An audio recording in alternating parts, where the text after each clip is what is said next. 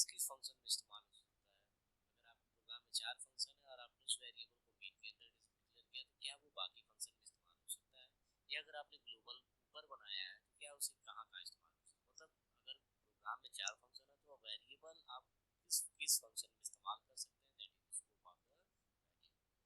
Life time का मतलब कि आप जब कोई वेरिएबल लेते हैं तो उसकी लाइफ मतलब उसके लिए जो मेमोरी एलोकेट हुआ उस मेमोरी को वो कब तक एक्सेस करेगा, मतलब यूज कब तक करेगा और कब वो मेमोरी रिलीज होगी। जैसे मान लीजिए आपने मेन के अंदर वेरिएबल है उसको मेमोरी एलोकेट हुई होगी, क्या वो मेमोरी दूसरे फंक्शन में भी इस्तेमाल होगी, या दूसरे फंक्शन के पास जाएंगे तो क्या वो मेमोरी रिलीज हो जाएगी या वही मेमोरी बनी रहेगी। That is life time of the variable. अब स्टोरेज क्लास को 4 कैटेगरी में डिवाइड किया गया। पहला था आपका automatic, register, static, external. Okay, यहाँ पे मैंने कुछ वर्ड्स लिखे हैं जो ये बताते हैं कि किसी वेरिएबल के आगे अगर हम इंसर्ट हो जाएं तो हम डिफाइन करेंगे उस स्टोरेज क्लास को। जैसे अगर किसी वेरिएबल के आगे ऑटो लगा है तो इसका मतलब वो ऑटोमेटिक वेरिएबल है। अगर किसी वेरिएबल के आगे स्टैटिक लगा है तो स्टैटिक वेरिएबल है, अगर रजिस्टर लगा है तो रजिस्टर है, एक्सटर्नल लगा है तो एक्सटर्नल वेरिएबल। ओके, चलिए एक एक वेरिएबल ये स्टोरेज क्लास को एक एक करके देखते हैं। चलिए सबसे पहले बात करते हैं ऑटोमेटिक स्टोरेज क्लास। ऑटोमेटिक जो सिंपल वेरिएबल या लोकल वेरिएबल जिसे कहा जाता है, मतलब जितने वेरिएबल लोकल हो जो फंक्शन के इनसाइड डिक्लेयर किए जाते हैं वही सारे के सारे आपके क्या होते हैं, ऑटोमेटिक वेरिएबल होते हैं। अगर आप कोई वेरिएबल लिए हैं इंट ए बराबर 5 तो ये ऑटोमेटिक वेरिएबल है, चाहे आप कीवर्ड ऑटो इस्तेमाल करें या ना करें। अगर आप ऑटो कर देते हैं तब भी ऑटोमेटिक है, विदाउट कीवर्ड ऑटो भी ये ऑटोमेटिक वेरिएबल है। अगर आप ऑटो नहीं लिखते हैं तब भी ऑटोमेटिक वेरिएबल है। ओके, अब ये जब आपने वेरिएबल है तो इसको एक मेमोरी स्पेस मिला होगा इसके लिए एलोकेट हुआ होगा जिसके अंदर ये 5 स्टोर किया होगा। तो क्या वो मेमोरी एलोकेट मेन के अंदर होगा कि मेन के बाहर भी होगा। आपने अगर ये ए लिखा है ए, तो क्या ये ए नाम का वेरिएबल दूसरे फंक्शन में बिना फिर से डिक्लेयर किए इस्तेमाल किया जा सकता है। चलिए देख लेते हैं। अगर मान लीजिए मैंने यहाँ कहा कि मैं एक लंदन नाम का फंक्शन बना रहा हूँ जिसे मैंने यहाँ से मेन से कॉल किया है, इसका मतलब ये लंदन के पास गया होगा।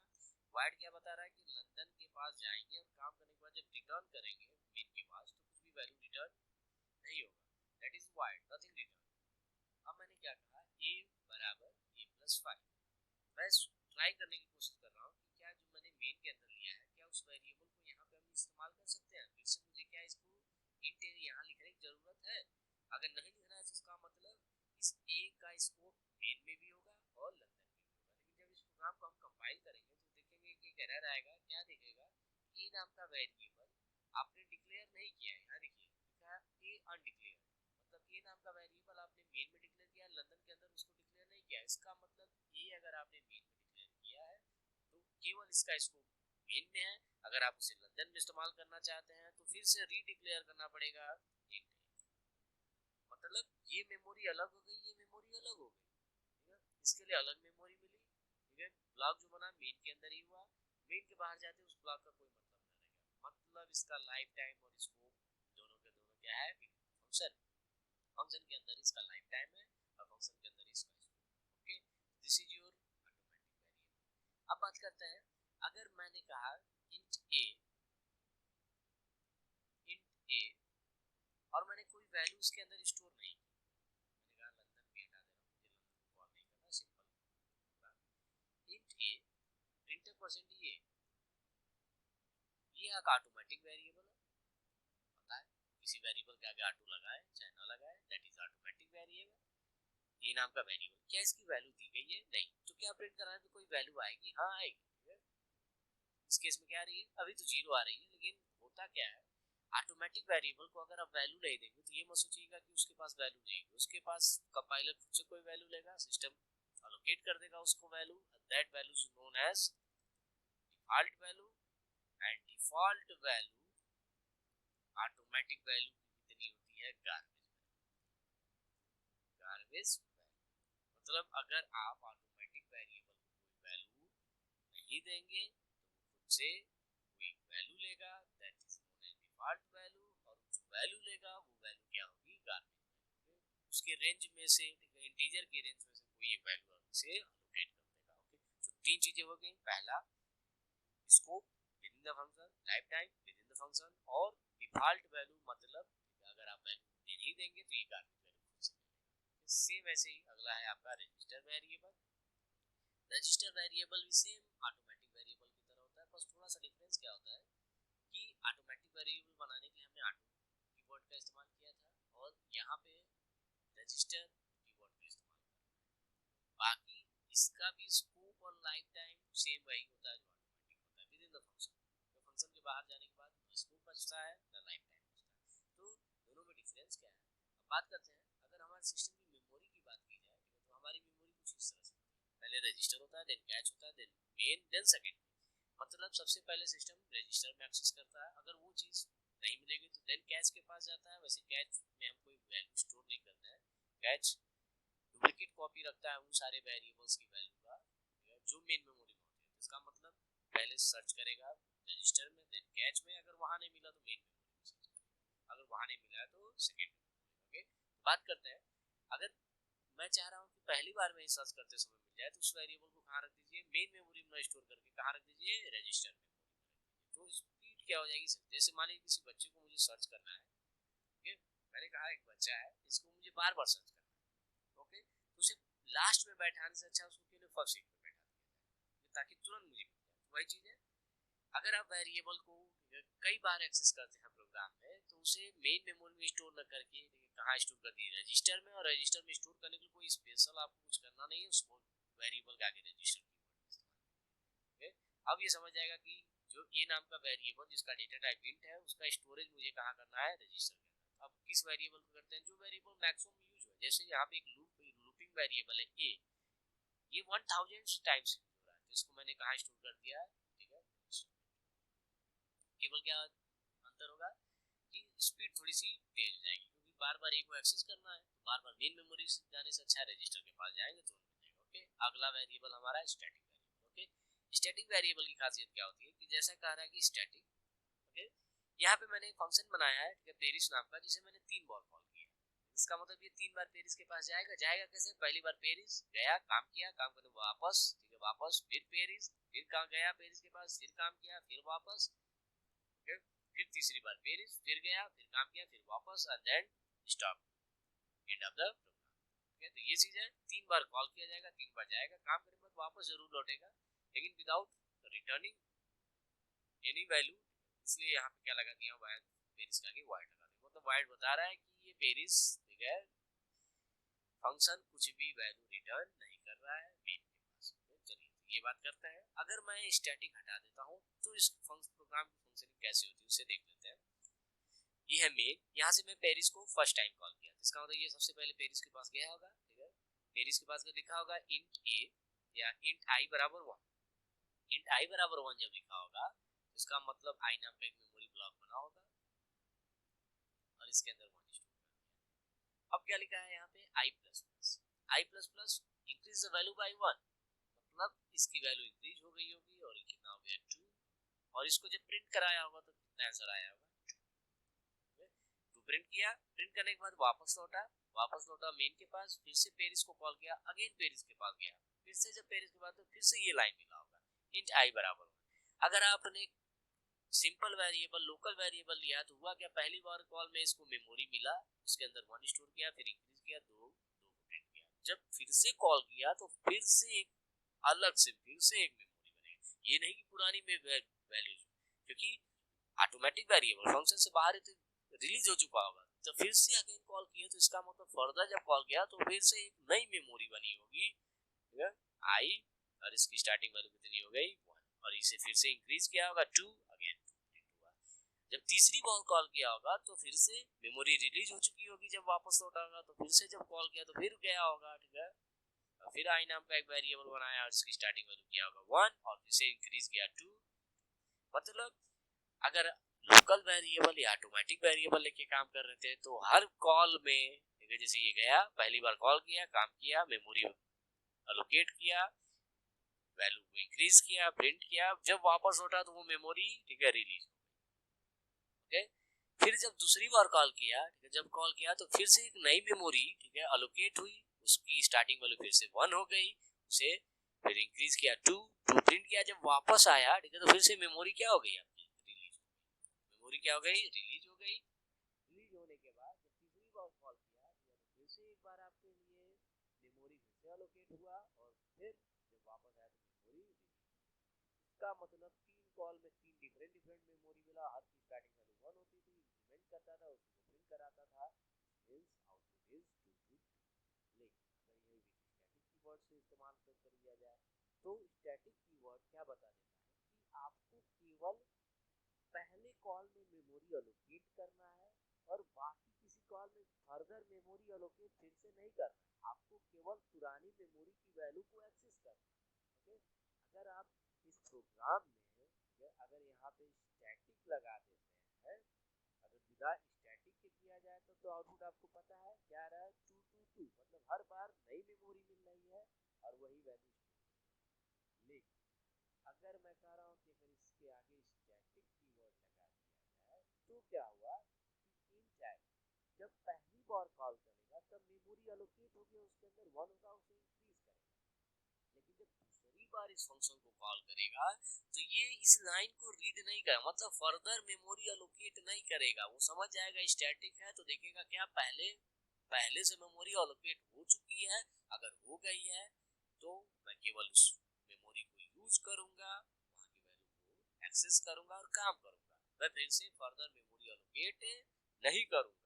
वही चीज है फर्स्ट कॉल में आई नाम का एक मेमोरी एलोकेट हुआ, इसे 1 हुआ, फिर इंक्रीमेंट हुआ 2, प्रिंट हो गया पहली बार में 2। जब दूसरी बार इसने कॉल किया होगा, जब ये वापस लौटा तो ये मेमोरी रिलीज नहीं करेगा, यही चीज है, इसकी लाइफ बनी रहेगी वापस आने। जैसे इस पे क्या हो रहा था, पहली बार मेमोरी बना, जब वो वापस लौटा मिल के बाद ये मेमोरी क्या हो गई, रिलीज हो गई, मतलब गायब हो गई। फिर जब दूसरी बार कहा तो नई मेमोरी। लेकिन इस केस में ऐसा नहीं है, पहली बार में जब आपने कॉल किया तो मेमोरी बन गई, जब वापस लौटा तो ये मेमोरी गायब नहीं, क्योंकि उसके आगे स्टैटिक लगा है जिसका मतलब फिक्स हो गया। फिर मेमोरी बार बार गायब नहीं होगा, तब तक नहीं गायब जब तक प्रोग्राम टर्मिनेट ना हो जाए, पूरा प्रोग्राम एंड ना हो जाए। ओके, तो दूसरी कॉल में जब जाएगा तो ऑलरेडी मेमोरी रिलीज तो हुई नहीं है, इसी मेमोरी को दूसरा फंक्शन भी इस्तेमाल करेगा। ओके, आई की वैल्यू कितनी है 2, इस पे प्लस प्लस करेगा, इसका मतलब ये वैल्यू 2 + 1 कितनी हो जाएगी 3 हो जाएगी। ओके, तो इसका मतलब अगली वैल्यू जो प्रिंट कराएंगे 3। जब तीसरी बार कॉल करें, जब वापस लौटेगा तो फिर से अभी रिलीज नहीं होगी क्योंकि स्टैटिक लगा हुआ, तो फिर क्या करेगा, इस वैल्यू को तीसरी बार जब कॉल करेगा तो इस नई वैल्यू को इस्तेमाल करेगा, आई बराबर कितना है हमारा 3, फिर +1 करेगा तो 4, मतलब तीसरे टाइम आपका आंसर कितना आएगा। अगर स्टैटिक लगाए तो जो 2 to 2 आंसर आ रहा था वो अब क्या आएगा 2 3 4, मतलब मेमोरी केवल फर्स्ट कॉल में एलोकेट हुई, वापस लौटने पर रिलीज नहीं हो रही थी, बाकी फंक्शन उसी मेमोरी को एक्सेस कर रहे थे। ओके, तो this is your static variable. Okay, चलिए रन करा के देख लीजिए, आउटपुट सेम 2 3। ओके, इसका मतलब यही है। अब बात करते हैं एक्सटर्नल वेरिएबल। एक्सटर्नल वेरिएबल जैसा कि नाम है, एक्सटर्नल वेरिएबल क्या कहता है कि हम एक्सटर्नल है, मतलब या तो किसी दूसरे फाइल में है या तो किसी फंक्शन में नहीं है, आउटसाइड ऑफ द फंक्शन है। ओके, हम आउटसाइड ऑफ द फाइल है या इस प्रोग्राम में है ही नहीं, मैं दूसरे फाइल में, और या ठीक है मैं इस फंक्शन के अंदर नहीं हूँ, दूसरे फंक्शन में। तो वही चीज है, पहले हम देखते हैं एक ऐसा वेरिएबल जो फंक्शन के अंदर नहीं है, फंक्शन के अंदर नहीं तो इसका मतलब फंक्शन के बाहर है, इसका मतलब ये ग्लोबल वेरिएबल है। This is your global variable जिसका इस्तेमाल मैं मेन के अंदर करना, तो इसके आगे मैंने क्या लिख दिया एक्सटर्न। एक्सटर्न का मतलब ई नाम का वेरिएबल है जो एक्सटर्नल है, एक्सटर्नल वेरिएबल को इस्तेमाल कीजिएगा तो वो देखेगा क्या ग्लोबल में है, वो है उसी को इस्तेमाल करेगा, यहाँ पे 10 रखेगा, आंसर कितना आएगा आपका 13। ओके, ये है पहला। अगर आपका फंक्शन के आउटसाइड होता है तो अगर आप इनसाइड इस्तेमाल करना चाहे तो ये एक चीज और है, ये जरूरी नहीं है कि आप ऊपर लिखे, ये जरूरी नहीं कि आप ऊपर लिखे, आप अगर ये चाहें तो इस लाइन को यहाँ पे भी लिख सकते थे, कंट्रोल बी, ये भी तब भी सेम है, ये एक्सटर्नल वेरिएबल हूँ मैं, ठीक है, वही वैल्यू इस्तेमाल करूंगा, दैट इज योर 13। मतलब ये वाली ये लाइन ढूंढेगा कि कहीं बाहर है, ये नाम का वेरिएबल है तो उसका वैल्यू यहाँ पे इस्तेमाल करेगा और वही चीज है। ओके, लेकिन दूसरा तरीका हो सकता है कि वो वेरिएबल कहाँ हो, दूसरी फाइल में हो, जैसे मैंने यहाँ लिखा है, यहाँ पे देखिए कहीं इंट ए नहीं लिखा गया, इंट ए बराबर कुछ वैल्यू नहीं दी गई है, मैंने लिखा है एक्सटर्न इंट ए, मतलब एक ऐसा वेरिएबल जो दूसरी फाइल में है और यहाँ बता दिया हूँ इस फाइल में, उस फाइल को अपने प्रोग्राम में इंक्लूड करिएगा। मैंने कहा एक्सटर्न 1.c आप चाहें तो इसका नाम भी बदल सकते हैं, कुछ भी लिख सकते हैं। जैसे मैंने कहा विवेक डॉट सी, विवेक डॉट सी नाम का एक फाइल है, ओके, उसके अंदर ये वेरिएबल है, ठीक है, उसके अंदर एक वेरिएबल है, उस वेरिएबल को हम यूज करेंगे यहाँ पे, ओके। तो इसका मतलब विवेक डॉट सी नाम का एक फाइल होगा, उसके अंदर int a लिखा होगा, ओके। तो ये फाइल बनाते हैं विवेक डॉट सी नाम से, मैंने लिखा int a और इसे सेव कर दे रहे हैं, इसको सेव कर लेंगे किस नाम से, विवेक, ठीक है, डॉट सी, विवेक डॉट सी नाम से सेव कर लेंगे। और इसे रन मत कराइए, इसे केवल क्या करिएगा, कंपाइल करिएगा। क्यों क्यों रन नहीं होगा, क्यों, क्योंकि इसमें मेन फंक्शन है ही नहीं, तो ये रन नहीं करेगा, लिखेगा मिसिंग मेन, ओके। ये चीज है। एक्सटर्नल, मैंने क्या कहा कि मैं एक एक्सटर्नल वेरिएबल का इस्तेमाल करना चाह रहा हूँ ए का, जो इस फाइल के अंदर ना हो, किसी और फाइल के अंदर। तो बताइए किस फाइल के अंदर, उस फाइल को इंक्लूड कर रहा हूँ, हैश इंक्लूड विवेक डॉट सी, मतलब ये फाइल होनी चाहिए। तो पहले इसका मतलब एक विवेक डॉट सी नाम का फाइल बना ले रहा हूँ, इसमें ए नाम का वेरिएबल है जिसकी स्टार्टिंग वैल्यू 5, आप कुछ भी ले लीजिए।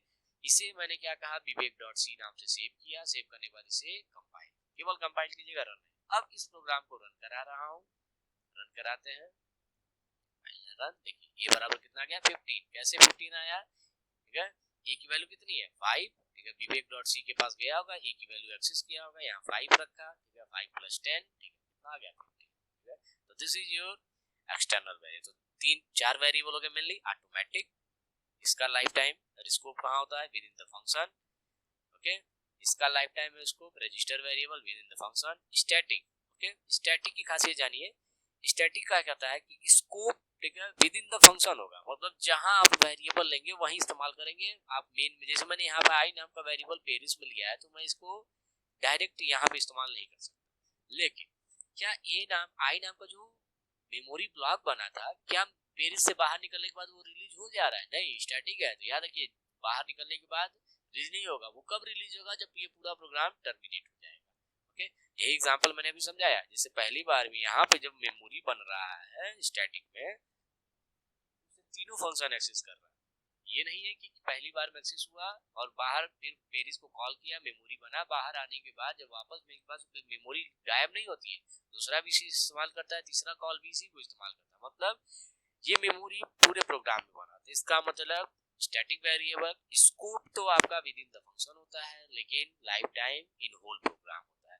और एक्सटर्नल वेरिएबल अगर आपका ग्लोबल वेरिएबल की तरह ट्रीट कर रहा है, तो इसका मतलब इसका स्कोप और लाइफ टाइम पूरे प्रोग्राम में होता है, विद इन द फंक्शन नहीं होता है। इसको मेन भी इस्तेमाल कर सकता है, उसको इसी में एक लंदन नाम का फंक्शन होगा वो भी इस्तेमाल कर सकता है, अगर पेरिस नाम का फंक्शन होगा तो वो भी इस्तेमाल कर सकता है। अगर आपने कहीं ये वाला प्रोग्राम किया है जिसमें ए नाम का वेरिएबल किसी दूसरे फाइल में है, तो इसका मतलब ये ए नाम का वेरिएबल अब मल्टीपल फाइल्स में इस्तेमाल किया जा सकता है, मतलब in whole program and in whole scope, in whole program and lifetime in multiple files, मतलब कई सारी फाइलों में इस्तेमाल कर सकते हैं, okay. This is your storage